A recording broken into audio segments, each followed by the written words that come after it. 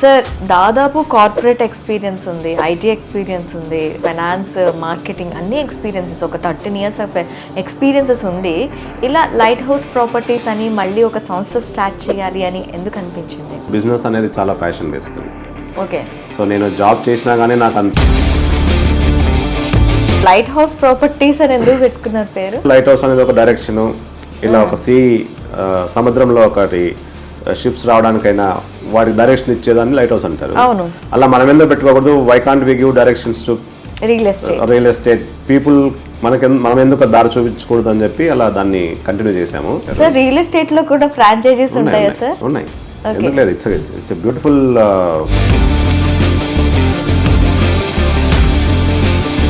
Real estate is always leading industry. అది అక్కడ నా ఫస్ట్ సేల్ జరిగింది. వేణుగోపాల్ గారని నా ఫస్ట్ కస్టమర్. నేచర్ కి దగ్గరగా, సిటీకి దూరంగా, ఏ కాన్సెప్ట్ ఎందుకు తీసుకున్నారు? ఎన్వైరన్మెంట్ ని ముందు పెట్టి డెవలప్మెంట్ వెనకాల పెట్టట్లేదు. మనమేం పెడతాం? డెవలప్మెంట్ ముందు పెడుతున్నాం, ఎన్వైరన్మెంట్ వెనకాల పెడుతున్నాం కాబట్టి మన ఇండియన్ కాంటెక్స్ట్ లో. సో ట్రస్ట్, ట్రాన్స్పరెన్సీ, సాటిస్ఫాక్షన్, ఈ 3 సూత్రాల మీద కంప్లీట్గా కస్టమర్కి అనేది సాటిస్ఫై చేస్తున్నామని చెప్తున్నారు. దీన్ని నిజంగా మీరు చేయగలుగుతున్నారా? Transparency is at most important. Trust అనేది చాలా important. At the same time customer satisfaction.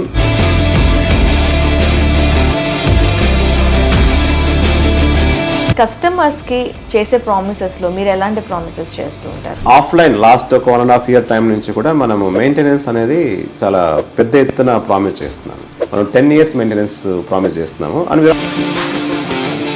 Sir, అయితే ఇప్పటి వరకు లైట్ హౌస్ ప్రాపర్టీస్లో ఎన్ని ప్రాజెక్ట్స్ చేశారు, ఎన్ని కంప్లీట్ అయ్యాయి, ఆన్బోర్డ్ ఇంకా ఎంత ఉన్నాయి, ఇంకా కస్టమర్స్ లైట్ హౌస్ ప్రాపర్టీస్ నుంచి ఎంతమంది లాభపడ్డారు? సో నెట్ టు నెట్ చూస్తే 4,000+